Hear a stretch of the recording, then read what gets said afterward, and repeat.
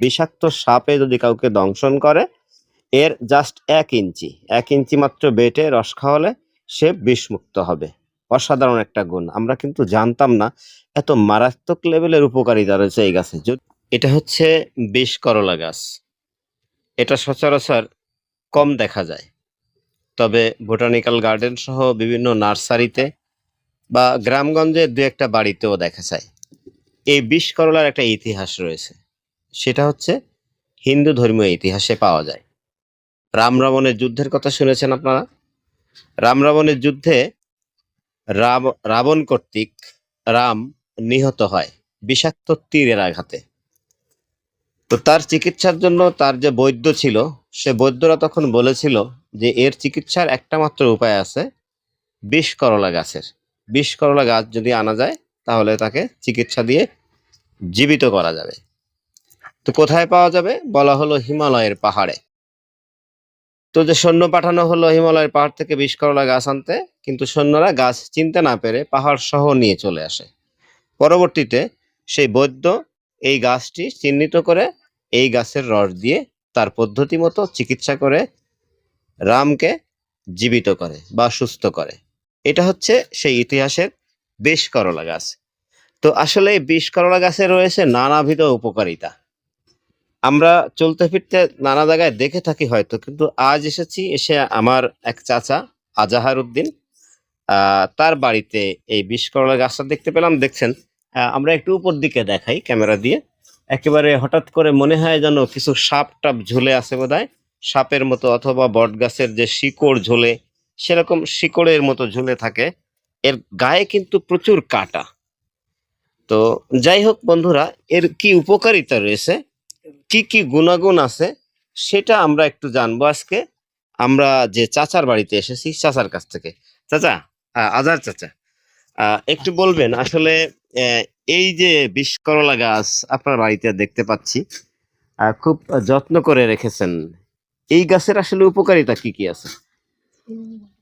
আসসালামু আলাইকুম। মূলত এর উপকারিতা, বিষধর সাপ বাড়ি ঢোকে না। এই গাছ যে জায়গায় থাকে সেখানে সাপ ঢোকে না, যা আমি পরীক্ষিত। জি। কারণ আমি সাপে আসতে দেখেছি, যা কালো কেউটো সাপ ওই গাছ পর্যন্ত, কিন্তু ওর এ পাশে এসে থেমে গেছে, ওখানে এসে থেমে গেছে, পরে ও জায়গাতে দেখে গেছে। এটা আমি পরীক্ষিত। আর কি কি আমিও উপকারিতা এটা আছে? শুনেছিলাম, যাতে নিয়ে আমি লাগাইছি। কিন্তু এর উপকারিতা, যদি বিষধর সাপে কামড়ায় তাহলে এর এক কর বিষধর সাপ হতে হবে, হুম। এক কর বেটে খাওয়ালে বিষ চিকিৎসা হয় এটে। তারপরে এটা নাইট কুইন হিসেবে ধরে নেয়, কারণ এর একটা ফুল ফোটে, খুব চমৎকার ফুল, খুব বড় বড় ফুল হয়, ফুলি একটা সেন্ট আছে, এটা নাইটই ফোটে। এটাই। আরো অনেক হয়তো উপকার আছে, কিন্তু যেগুলো আমার আয়ত্তে না, যেটা আমার জানা নাই। আর তার মানে আপনি যে বিষধর সাপের বিষ মুক্ত করার জন্য এইটা কাজে লাগে, আমরা বলতে পারি তাহলে এটা একটা অ্যান্টিভেনম, এটাই যা দিয়ে বিষ মুক্ত করা হয়, সাপের বিষ বিশেষ করে। এটাই তো বন্ধুরা, আসলে আমরা একটু এই যে আরেকবার দেখাই, আমরা একটু গাছগুলোকে দেখাই কি সুন্দরভাবে গাছ, এটা একটা কুল গাছ জড়িয়ে আছে, চমৎকার। তো আসলে মারাত্মক লেভেলের উপকারিতা এই কি জানো নামটা ভুলে গেলাম চাচা, বিষ করলা। এই বিষ করলা গাছের এত মারাত্মক উপকারিতা, যেটা অ্যান্টিভেনম হিসেবে কাজ করে। অর্থাৎ বিষাক্ত সাপে যদি কাউকে দংশন করে, এর জাস্ট 1 ইঞ্চি মাত্র বেটে রস খাওয়ালে সে বিষমুক্ত হবে। অসাধারণ একটা গুণ, আমরা কিন্তু জানতাম না এত মারাত্মক লেভেলের উপকারিতা রয়েছে এই গাছে। যদিও গাছগুলো আমরা যেখানে সেখানে মাঝে মধ্যে দেখে থাকি, এর গায়ে কিন্তু প্রচুর কাটা। এই গাছটাকে সবাই আমরা কিন্তু অ্যাভয়েড করে চলি, কারণ এ ধরা যায় না, ধরতে গেলেও হাতে লেগে যায়, হাতে ফুটে যায়।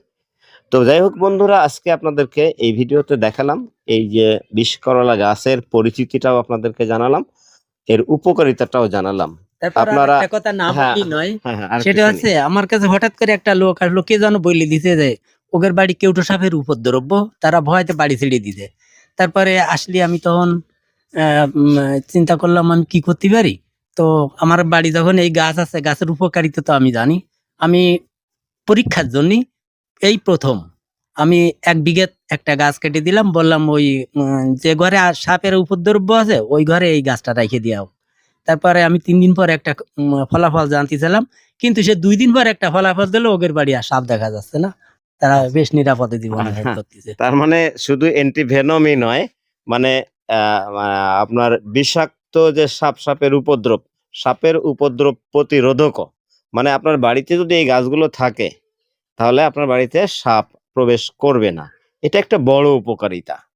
তো বন্ধুরা, যাই হোক, এত গুণের অধিকারী এই গাছ আমরা যথেষ্ট অবহেলা করি।